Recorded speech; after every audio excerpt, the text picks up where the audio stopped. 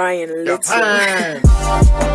Salut à tous et bienvenue dans l'apéro Mercato, l'émission à la meilleure fan expérience de France. Aujourd'hui, on a la chance de recevoir Fabrice Lamperti. Bonjour Fabrice. Salut Mourad. Tu la sens la fan expérience ? Ouais, là on est bien, on est en plein cœur de la fan expérience. Ça se sent d'ailleurs, ça commence à bouillonner autour de nous. Ouais, ça a beaucoup disrupté au niveau de la fan expérience. Là, on est dedans. Donc voilà, nous on a une émission Fighting Spirit irlandais assez impressionnant, une autre la meilleure fan expérience de France. On a décidé ça ce matin, de manière unilatérale d'ailleurs, moi tout seul. Donc on va parler de Mercato, mais il n'y a rien à dire sur le Mercato. Donc on va forcément un peu parler de la vente OM. On a ajouté une rubrique vente OM qui remplace la rubrique concurrent OM. Et puis on parlera quand même des quelques rumeurs qui traînent dans le caniveau ici et là.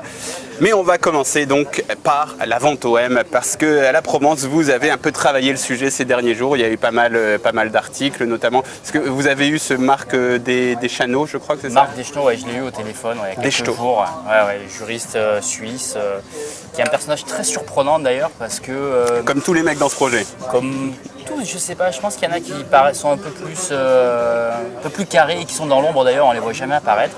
Marc Deschanot, c'est vrai que ce qui est rigolo, c'est qu'il reproche la communication à l'équipe précédente qui travaillait avec Ajroudi.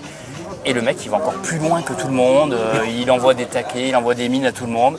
Donc je trouve ça assez rigolo, quoi, avec l'une de ses cibles privilégiées, une cible favorite, c'est Jacques-Henri Hérault, ce buteur qui ne marque pas de but et qui touche 150 000 € par mois. C'est une cible facile, Jacques-Henri Hérault, parce qu'il a enchaîné, il a tout fait pour être une cible, quoi. Oui, il a notamment enchaîné les déficits, donc c'est sûr que c'est facile. Mais bon, la précédente, jusqu'à présent, avant que Marc Deschanot entre en jeu en tout cas, Mourad Boudjelal et Mohamed Ajroudi restaient plutôt soft, plutôt modérés sur le sujet. Mais avec Marc Deschanot qui a repris les choses en main, on va quand même un petit peu plus loin et notamment a priori dans les intentions de Mohamed Ajroudi. Voilà, parce que donc Marc, on va l'appeler, Marco, notre ami, donc l'avocat d'Ajroudi a déclaré qu'il y avait désormais une offre ferme et qu'il y avait un ultimatum que Franck McCourt devait répondre sous 10 jours, donc sous 9 jours maintenant, si j'ai bien compris. Le fils de Mohamed Ajroudi a aussi dit hier dans un live de Chavins sur Twitter que non, c'était dans 6 jours qu'il allait peut-être avoir une réponse. Bref, entre 6 et 10 jours, on va avoir une réponse définitive. Logiquement, il y a une offre ferme qui est partie. Logiquement, ouais, d'après ce qu'il dit, il y a effectivement une offre ferme qui est partie. On ne connaît pas bien son montant, si ce n'est qu'elle se base sur le prix d'achat le prix d'achat qu'a versé Franck McCourt pour reprendre l'Olympique de Marseille en 2016, donc 45 millions d'euros. Il s'engage à reprendre les déficits qui aujourd'hui seront estimés à 202 millions d'euros. Enfin, c'est l'équipe Ajroudi d'ailleurs qui donne ces chiffres dans le précédent communiqué de vendredi dernier. Plus après, qui s'engage à couvrir toutes les dépenses et toutes les éventuelles sanctions devant fair play financier. Donc voilà, on ne sait pas trop à combien est-ce que ces chiffres peut être estimé cette offre-là. À 500 millions d'euros. Parce que si on part 45 millions de prix d'achat, il y a eu au moins 250 millions d'euros d'investis par Franck McCourt et là. Je suis sûr de ces chiffres en janvier 2019, donc entre-temps il y a possiblement eu des investissements supplémentaires, mais ça j'en suis pas sûr, donc on est déjà à 300 millions, et puis s'il parle de 200 millions d'euros de déficit, ce sera en prenant les 100 millions de cette année qui sont estimés et qui sont sortis un peu partout, donc ça ferait 200 plus 250 plus 50, ça ferait 500 millions d'euros, quoi. Ça fait beaucoup pour l'OM quand même. Ça fait beaucoup pour l'OM, effectivement, surtout un club qui a été racheté 45 millions d'euros il y a tout juste 4 ans. Ça fera 4 ans en octobre que le club a été racheté par Franck McCourt. Attention, parce que souvent on parle de 45 millions d'euros. Et moi je me souviens, ça m'avait un peu marqué à l'époque où Bordeaux est racheté par GACP, ces super investisseurs américains. Et King Street, on avait dit Bordeaux a coûté plus cher que l'OM, parce que Bordeaux a coûté environ une centaine de millions d'euros. Et en fait l'OM... Comme Nice aussi d'ailleurs. Voilà, mais l'OM a été racheté 45 millions d'euros, mais tu avais 78 millions d'euros à renflouer dans Eric Soccer. Donc tu vois, c'est un truc qui rentre dans le prix d'achat quelque part, donc tu peux te dire que c'était la garantie passive que McCourt s'était engagé à couvrir c'est très technique tout ça. Je pense que si on peut faire simple, on essaye de faire simple. Vas-y, essaye. On essaye de faire simple, c'est pas évident dans un dossier aussi complexe avec toutes les ramifications qu'il y a depuis le début. Mais donc Marc Deschanot, donc le juriste financier de Mohamed Ajroudi, transmet une offre. Il a un bureau basé à New York qui, soi-disant, doit lui permettre de toucher plus facilement Franck McCourt et son entourage. Ils n'ont pas envie de passer par l'équipe française de Franck McCourt, ça c'est un détail important quand même, puisque jusqu'à présent, qui s'exprime pour Franck McCourt, c'est Jean-Pierre Hérault dans un premier temps, c'est Image 7, l'agence qui gère sa com depuis le début, depuis son arrivée dans l'aventure olympienne, et c'est Olivier de Villemorin, l'un de ses avocats en France. Donc, et qui est aussi au conseil d'administration de la SASP, il me semble. C'est ça. Donc voilà, donc la théorie de l'entourage d'Ajroudi, c'est que c'est toute cette partie française qui essaye de faire capoter l'opération, et du coup eux ils veulent toucher vraiment McCourt, vraiment ses hommes de confiance aux États-Unis en lui transmettant cette offre. Après, Franck McCourt, par ses relais français, n'arrête pas de dire qu'il n'est pas vendeur, que ça ne l'intéresse pas, et surtout qu'il ne veut pas négocier avec Mohamed Ajroudi. Vrai, pas vrai, on verra, c'est le milieu des affaires, donc je pense qu'il faut toujours rester extrêmement prudent avec tout ça, qu'il ne faut pas prendre tout pour argent comptant. Mais voilà, en tout cas, je pense que voilà, on devrait y voir un petit peu plus clair. Ce que je trouve surprenant, c'est que dès hier, il n'y a pas eu de réponse de McCourt, de son entourage, personne n'a rien dit. Et ça, en fait, si tu veux, tout le monde interprète un peu tout. Le moindre signe est interprété. Et du coup, dans l'équipe d'Ajroudi, on se dit, ah ben tiens, vu qu'il n'a pas répondu dès hier, peut-être que ça veut dire qu'il est éventuellement intéressé. Ouais, donc c'est pas fini quoi, tout ça, ça va encore nous amener, ça va nous tenir en haleine pour quelques jours je pense. Une autre chose qu'a dit l'avocat d'Ajroudi hier, c'est que l'OM chercherait des capitaux sur les marchés financiers pour financer sa dette. Donc c'est une information assez surprenante. Après, ce sont des personnes qui sont dans ces marchés financiers, donc qui sont censées avoir ce genre d'informations.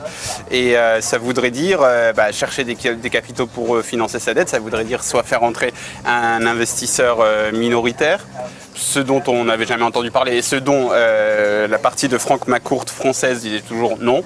C'est pas du tout à l'ordre du jour, machin. Mis à part Margarita et ses 3,50 quelque chose %. Donc ça, moi, ça m'a un peu surpris de lire ça. Je sais pas si ça t'a... Qu'est-ce que tu en penses, toi, de ces... McCourt chercherait des capitaux pour financer la dette de l'OM? Alors, il faut savoir déjà... Est-ce que c'est vraiment son argent que Franck McCourt a dépensé ces derniers temps? Ah ça monte de plus en plus. Ça, il y a beaucoup de bruit qui circule autour de ça. Et d'ailleurs, l'équipe Ajroudi en est convaincue également. C'est que Franck McCourt aurait eu recours à différents crédits. Auprès de qui on ne sait pas vraiment, si c'est des banques, si c'est des fonds, si c'est des fonds vautours américains, comme on pouvait le dire pour Gérard Lopez et Lille. Et donc l'équipe aujourd'hui est convaincue de ça. Aujourd'hui, ça reste à démontrer. Il y a des documents qui commencent à circuler sur les réseaux sociaux comme quoi Franck McCourt n'aurait que 50,1 ou 50,01% des parts de l'OM. Ça aussi, il va falloir encore déterminer l'origine de ces documents. Ça, sincèrement, tous les documents verts qui sont au tribunal de commerce de Marseille sont très clairs là-dessus. L'actionnariat de l'OM, c'est Eric Soccer qui est détenu à 100%. Ouais, parce qu'il y a Eric Soccer et après il y a OM LLC qui est enregistré au Delaware. En fait, le seul endroit, pour résumer, donc la SASP-OM, c'est 95,9% Eric Soccer qui est détenu par Franck McCourt et 3, quelque chose Margarita et 0,01 ou un peu plus d'actionnaires divers. Ensuite, tu as donc Eric Soccer qui est la propriété exclusive, qui est une SASU, donc une société actionnaire unique ou quelque chose comme ça, il me semble. En tout cas, qui est détenu à 100% par OM LLC, qui est-elle censée être la propriété de Franck McCourt, mais OM LLC, c'est la seule compagnie là-dedans où on n'a pas l'actionnariat parce que OM LLC est domicilié au Delaware, qui est un paradis fiscal qui ne dit pas son nom parce qu'il est américain, donc il a le droit, et puis c'est tout. Mais le Delaware, c'est ultra opaque, tu peux rien avoir, tu peux juste savoir qu'ils ont payé leurs taxes, $20 ou $100, je ne sais plus, un truc comme ça tous les ans, donc il n'y a aucune information. Donc les seules informations, le seul endroit où Franck McCourt, moi j'entends si souvent parler du fait que Jacques-Henri Hérault aurait des parts dans l'Olympique de Marseille. Oui, depuis le début on entend ça, ce qui pourrait expliquer qu'ils sont encore en poste d'ailleurs. Voilà, mais ni dans Eric Soccer, ni dans la SASP-OM, ni dans les entités françaises de l'entreprise, Jacques-Henri Hérault n'a aucune part. Par contre, OM LLC, c'est le flou total. Donc si des fonds n'étaient pas de Franck McCourt, ils passeraient par OM LLC. Si Jacques-Henri Hérault aurait des parts dans l'OM, ça passerait par OM LLC. Et enfin, il y a juste un petit détail, un petit indice dans les documents qui sont donc déposés au greffe du tribunal de commerce de Marseille. Il y a quelques phrases qui disent donc OMLLC, propriété de McCourt LP, qui est Limited Partnership ou quelque chose comme ça, qui est donc le fonds d'investissement familial de Franck McCourt. Donc les quelques rares indices nous disent plutôt qu'OM LLC appartient bien à Franck McCourt. Par contre, c'est vrai que j'entends de plus en plus de rumeurs sur le fait que des fonds transiteraient par OM LLC pour financer l'OM et qu'on n'est pas tout à fait sûr que ce soit les fonds de Franck McCourt. Donc ça, c'est quelque chose d'intéressant. Ouais, ce sera quelque chose qu'il va falloir essayer de creuser. Comme tu disais, c'est compliqué avec le Delaware, donc ça va pas être évident de trouver des solutions. Après, pour en revenir à ta question initiale sur une éventuelle ouverture de capital à des actionnaires minoritaires, a priori, c'est pas la tendance, mais j'ai discuté récemment avec un homme d'affaires qui connaît bien Franck McCourt qui me disait qu'en fait, il n'a pas envie de se désengager maintenant. Il n'aurait pas envie de se désengager maintenant, parce qu'encore une fois, l'équipe Ajroudi pense le contraire. Il n'aurait pas envie de se désengager maintenant, mais que peut-être si un actionnaire montait au capital petit à petit, ce serait une solution qu'il pourrait envisager, qu'il pourrait voir d'un bon œil. Ça reste à démontrer, ça reste à confirmer également. Encore une fois, on est dans le milieu des affaires, il se passe beaucoup de Oui, et puis on reste au terme de l'hypothèse, quoi. Exactement. Et, en tout cas, l'hypothèse de la possibilité, donc voilà, tout ça reste à confirmer, mais en tout cas, ça fait beaucoup jaser ces derniers temps. Voilà, il y a déjà des gens qui sont dans l'actionnariat de l'OM. Alors, Pierre Bellon, il est à 0,0000001%. Il a mis, je crois, 140 € dans l'OM, donc 2 coca à la romerie à peu près. Mais bon, lui aurait de l'argent, même si c'est une personne assez âgée, qui ne gère plus la Sodexo, etc. Et puis après, il y a aussi, bien sûr, toujours le spectre, le fantasme un peu Kirill, qui va reprendre le club, Kirill Louis Dreyfus, dont la mère possède toujours 3,5% et qui pourrait augmenter, pourquoi pas, ses parts dans l'actionnariat de l'OM. Mais tout ça, ce ne sont que des hypothèses. Pour le moment, on attend 10 jours, 9 ou 6. En tout cas, très bientôt, on aura des nouvelles de l'offre de Mohamed Ajroudi. Et est-ce que l'OM l'aura accepté? Est-ce que Ajroudi aura réussi à toucher Franck McCourt? Suspense. Juste une précision, si tu le permets. J'ai discuté avec un membre de cette équipe, là, Ajroudi, hier encore, et qui me disait qu'effectivement, il y avait cette offre, mais que si jamais Franck McCourt l'a rejeté, comme ça semble être la tendance aujourd'hui, il pourrait revenir plus tard encore. Il ne lâcherait pas définitivement l'affaire parce qu'il pense que l'OM va dans le mur d'un point de vue financier et qu'ils se disent on va voir comment la saison évolue et peut-être qu'en janvier, Franck McCourt reconsidérera sa position. D'accord. Donc c'est peut-être pas fini, même au-delà des 6, 9, 10 jours. On va peut-être en entendre parler pendant un moment. Voilà, parce qu'à un moment, on a déjà Corio qui 3 ans, 5 ans, 7 ans. Maintenant, on a 3 jours, 6 jours, 9 jours. Voilà.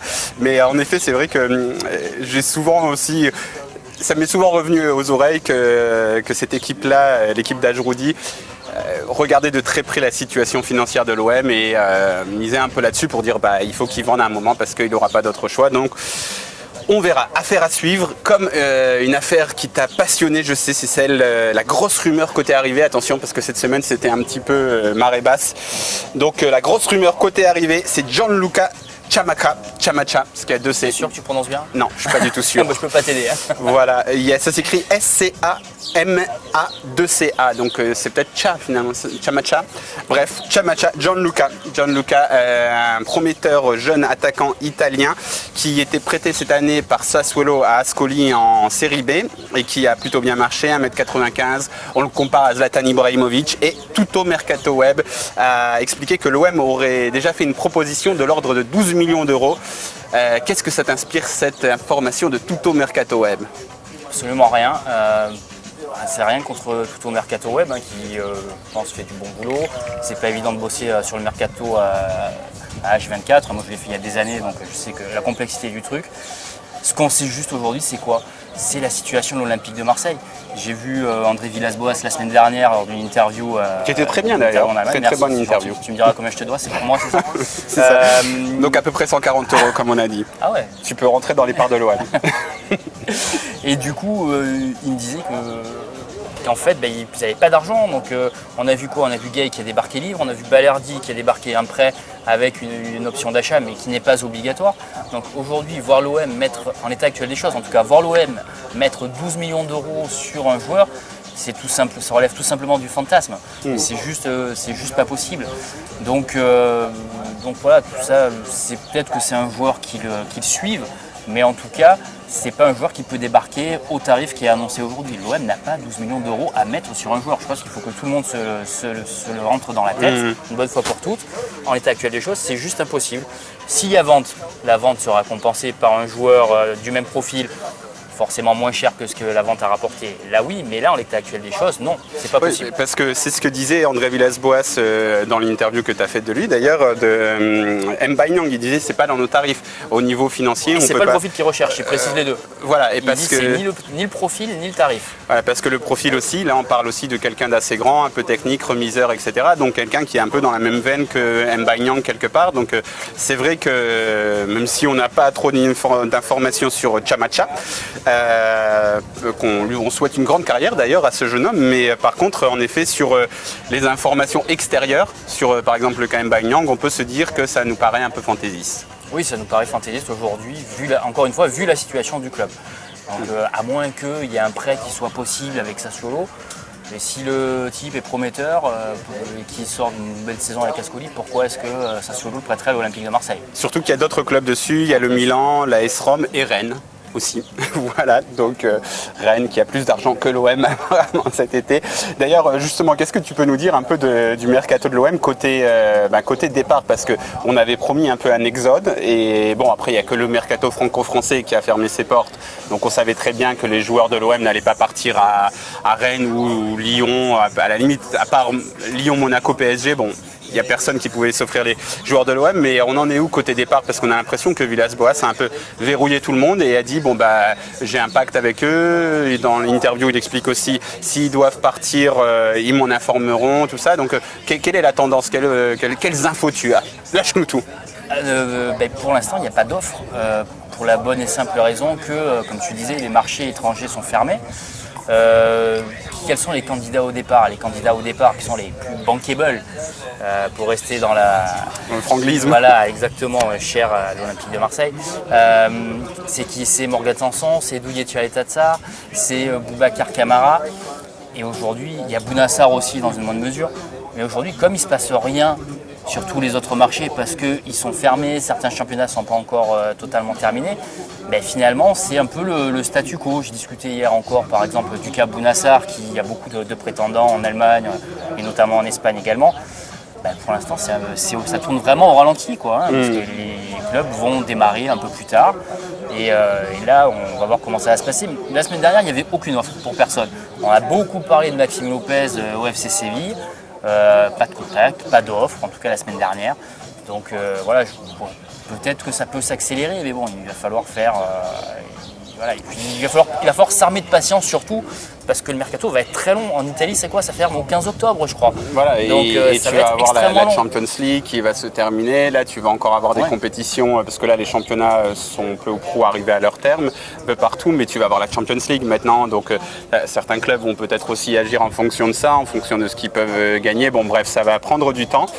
Et c'est un petit peu bizarre. Il y a comme la situation, la grosse rumeur côté départ, c'est Konstantinos Mitroglou, le premier grand attaquant de l'Olympique de Marseille, ou peut-être le deuxième, parce que Valère Germain, à l'époque, après l'arrivée de Valère Germain, Jacques Anguero a expliqué, je ne sais pas ce que c'est un grand attaquant, avec Konstantinos Mitroglou, il avait expliqué d'ailleurs à Alexandre Jacquin, mais qui vous dit que Konstantinos Mitroglou ne deviendra pas Jean-Pierre Papin un jour?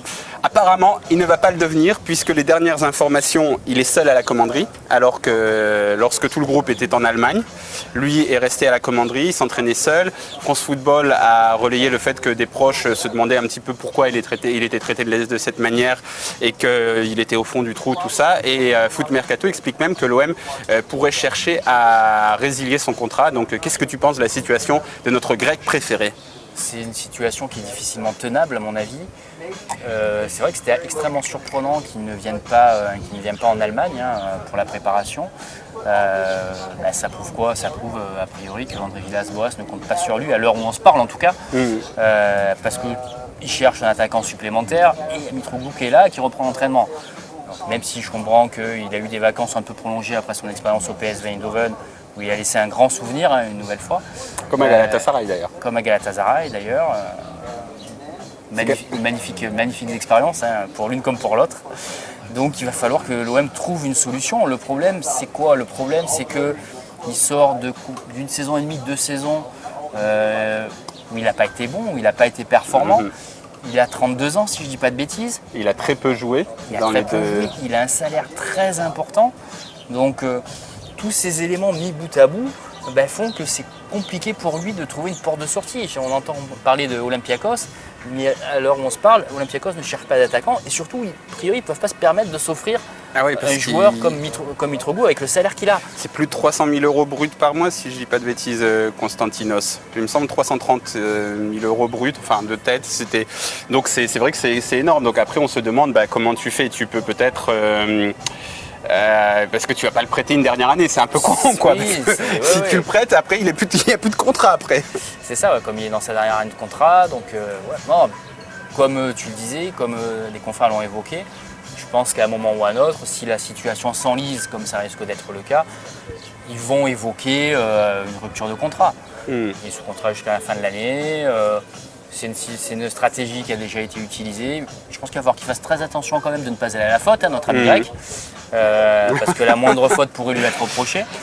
Fort Boyard, ça tourne cet été ou pas? En Grèce peut-être, j'ai jamais fait attention. Faudra surveiller les programmes télé dans les semaines à venir. Fort Boyardos peut-être, on verra. Mais donc il va falloir. Voilà. Après on va voir, est-ce qu'il est en entraînement? On doit assister aux entraînements là, dans les jours qui viennent. Est-ce qu'il a été réintégré ou pas? Donc ça permettra d'y voir un petit peu plus clair aussi là-dedans. Il a repris un peu plus tard que les autres aussi, donc il y a peut-être ça, mais en effet, ce qui est un peu surprenant, c'est que l'an dernier, Villas-Boas ne comptait pas du tout sur Certic, mais que Certic participait quand même à tous les entraînements. Il était là, il était sur les photos d'entraînement. C'était cool pour lui. Donc c'est vrai que c'était assez bizarre. Donc on va suivre ça. Après, le club est tenu, quand un joueur est sous contrat, le club est quand même tenu de lui donner des conditions d'entraînement décentes et qui doivent être les mêmes que les autres. C'est les accords passés avec le NFP, le syndicat des joueurs. Voilà, donc on va suivre ça. J'ai une dernière chose à dire sur Mitroglou, mais ça m'est sorti de l'esprit. Ah oui, c'est ce que tu te souviens que l'OM n'a acquis que 50% des droits de Mitroglou. Donc si tu casses son contrat, est-ce que Benfica va pas venir et dire je suis désolé, mais nous on n'est pas d'accord, il faut nous rémunérer, vous avez cassé un truc. Ça m'intéresse aussi. Comment tu vas faire pour te dépatouiller de cette situation-là avec Benfica, qui a toujours un intéressement sur Mitroglou? C'est une bonne question. Écoute, on va essayer de creuser ça avant de partir en vacances. Voilà, je t'ai donné du travail avant les vacances. C'est ça, merci. C'est mon taf, je donne du travail aux autres. Moi, je bois des coca à l'Escalborelli. Ça, c'est mon taf à moi. Donc voilà. Allez, on va faire un tour rapide des grosses rumeurs qui agitent.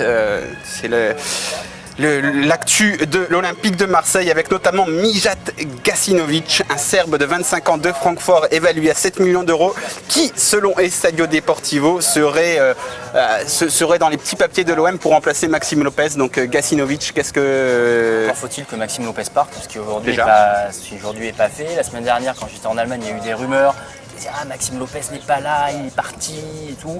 Et 2 minutes après, on a vu Maxime Lopez arriver, tranquillement. Enfin, tranquillement non, parce qu'il est blessé depuis un petit moment, il ne peut pas s'entraîner normalement, donc il fait un petit peu la gueule, ce qui est logique.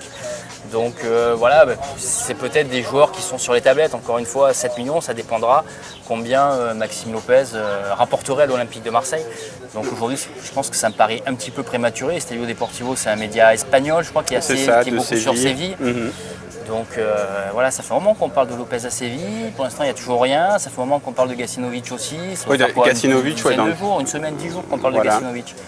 Donc, écoute, pour l'instant, et puis en plus, pour l'instant, ça ne fait pas partie des cibles prioritaires d'André Villas-Boas. Il veut un attaquant, on l'a dit, qui n'a pas le profil de Mbaye Niang, et il veut éventuellement un latéral gauche. On attend de voir ce que Christopher Roca va donner. C'est quand il aura repris la compétition. Ouais, ça c'était intéressant parce que beaucoup de gens se sont posé des questions sur les matchs amicaux en Allemagne. Il ne fait pas jouer Roca, etc. Donc après on a appris que Roca avait une légère blessure. Et puis ensuite, encore une fois, Villas-Boas a dit très clairement, on va voir ce qu'il va donner. Et puis en fonction, on recrutera ou on ne recrutera pas. Donc clairement, dans les semaines à venir, Roca va être testé pour voir s'il peut faire... Roca doit être testé quand il sera enfin disponible. A priori, ça va mieux. Il avait raté le premier stage au Portugal, d'ailleurs, à cause de sa blessure au genou. Il est allé en Allemagne, mais il n'a fait que travailler à part, quasiment. Donc, a priori, ça va mieux. Mais il va avoir sa chance. Et après, peut être acquis tout double pour lui aussi, quoi, hein. Il va avoir sa chance et il y a des matchs qui vont s'enchaîner entre le Bayern, Montpellier, Nîmes. Ça aurait été mieux pour lui de jouer contre la D4 allemande et la D3 autrichienne quand même que contre le Bayern et Montpellier et tout. C'est un peu moins facile quand même. Ah ben le Bayern, ça va être beaucoup moins rigolo, hein, je te confirme. Ouais. Mais c'est vrai que moi j'aimerais beaucoup voir Christopher Roca parce que c'est un garçon qui sort du centre de formation et qui lui, on demande souvent aux jeunes d'être prêtés pour acquérir des compétences, du temps de jeu. Lui il a fait ça à Sochaux, donc qui est quand même un club historique en France qui a été pas trop mal en deuxième division l'an dernier, même si finalement ils ne sont pas montés et ils n'ont pas participé, ils n'ont pas été jusqu'au bout de leur aventure, mais voilà, c'était un titulaire, c'était quelqu'un qui a donné plutôt satisfaction en Ligue 2.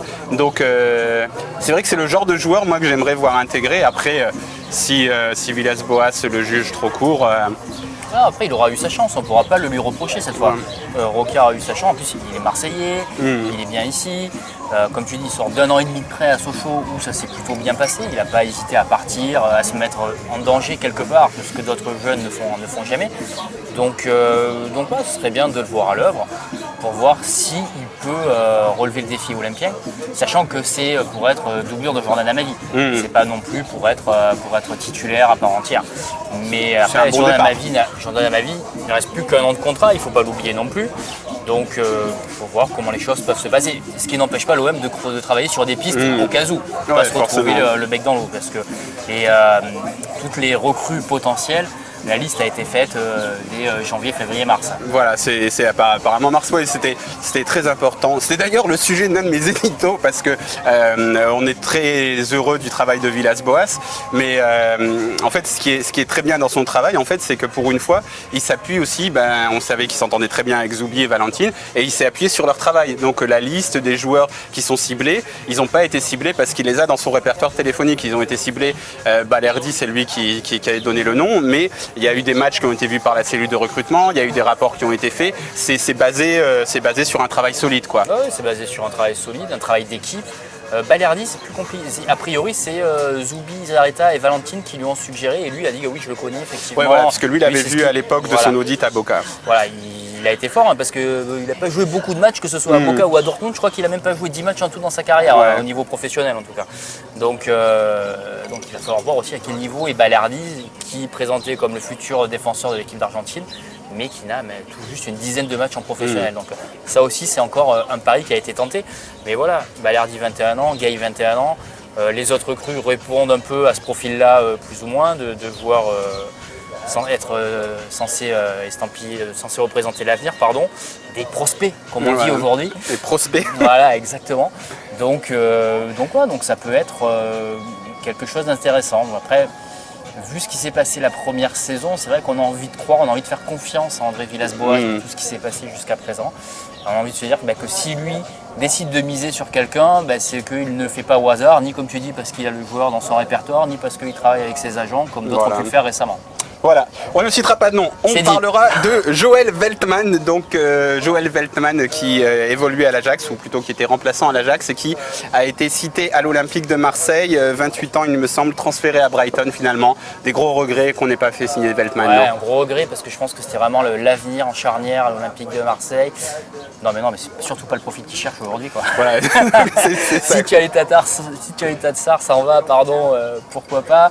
Mais voilà, aujourd'hui c'est pas le profil prioritaire en tout cas défini. Pour être juste avec les personnes qui avaient parlé de Veltman, c'était avant que Balerdi signe. Donc on pouvait se dire qu'à l'époque il cherchait encore un défenseur central et qu'il était dans la liste. Mais en effet, comme tu dis, ce que je retiens un peu de ton intervention ici, c'est que tu insistes beaucoup sur les profils jeunes et pas chers. C'est l'OM. Pas cher, voire qui ne coûte rien. Jusqu'à présent, ça coûte rien le mercato. Voilà, donc après c'est pas une surprise, on le savait, mais voilà, toi quand tu entends parler de joueurs de plus de 25 ans qui coûtent un peu d'argent, tu te dis, ça te paraît pas, tu fronces les sourcils, quoi. Je fronce les sourcils, sauf départ d'un joueur de l'effectif sur lequel André Villas-Boas compte. Là, il a été clair, il a dit le joueur sera remplacé. Ce sera peut-être pas forcément ce profil-là. Et d'ailleurs, il a dit aussi que peut-être, grosse offre, une grosse opportunité vers un joueur un peu plus expérimenté, pourquoi pas. Mais bon, Allez, une grosse opportunité, ça dépend aussi à combien. J'en vois parler de Quaresma hier d'ailleurs, qui a résilié son contrat en Turquie. Ah, Quaresma. Mais il est plus dans la poche de Laurent Bonnard. La dernière fois qu'il est venu à Marseille, il avait terminé entre le protège tibia et la chaussette de Laurent Bonnard. Et c'était au moment où il était en top forme. Non mais grand joueur, Quaresma, enfin Oui, beau voilà, joueur. ça me paraît encore extrêmement utopique. Voilà, et moi j'attends, tu sais, moi il y a Artem Djouba qui est en fin de contrat et que André Villas-Boas a connu au Zénith Saint-Pétersbourg. On cherche un attaquant, bon après c'est pas le profil comme tu dis parce qu'il est grand et c'est autre chose, mais dans tous les cas c'est un attaquant que André Villas-Boas connaît bien, donc voilà. On va s'arrêter là sur ces fausses rumeurs qu'on laisse à la toute fin, donc voilà, Quaresma, Djouba et puis Cristiano Ronaldo, il a combien encore à la Juve? Il est arrivé il n'y a pas longtemps, il doit avoir encore un paquet quoi. Ouais. Mais bon, Ouais, il a été cité déjà. Et puis on a fait quand même un gros saut, tu vois, de Quaresma à Cristiano Ronaldo, tu vois, c'est un peu passé de Ben Arfa à Griezmann, quoi, tu vois, c'est un petit peu ça le concept. Mais non, Ben Arfa a beaucoup de fans, c'était un très grand joueur de foot. On va s'arrêter là, on va vous dire au revoir Fabrice. Au revoir, mais merci. Et puis bonnes Merci vacances. pour la Montalo, c'était sympa. Non mais c'est toi qui payes en fait, parce que moi je fais la pub de tes interviews et toi tu... Oh voilà, on n'y a pas d'argent, personne ne veut... Il n'y a pas d'argent comme à l'OM. Il n'y a pas d'argent, c'est formidable quand même. Allez, à très bientôt, ciao ciao. Au revoir, merci. Ryan Little.